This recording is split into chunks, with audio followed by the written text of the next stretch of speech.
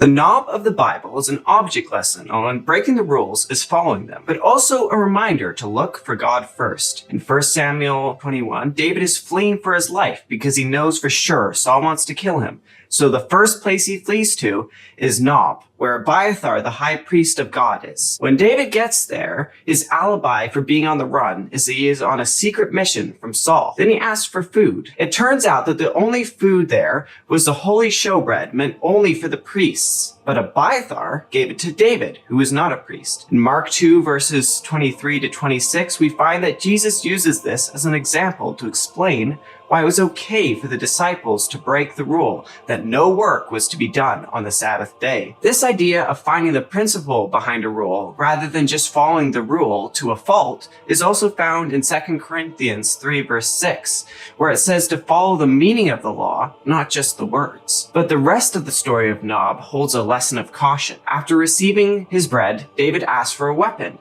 Abiathar tells him that the only sword he has is the sword of Goliath. This should have been a warning for David. He had slain Goliath because he defied God. But David was taking up Goliath's sword instead of asking for God's guidance from a priest who is right there.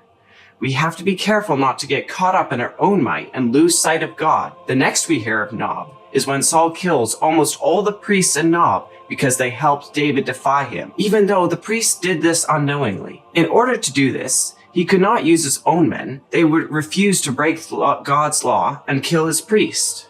So he asked an outsider who did not follow God's laws to kill them. Following the law in the right context is not bad, as we see from the soldiers' examples. But we also see that when Saul got around the letter of the law and did not follow the principle, this was a sin. To summarize, there's not a lot written about Nob, but it still reminds us of the importance of following the principle of God's law correctly.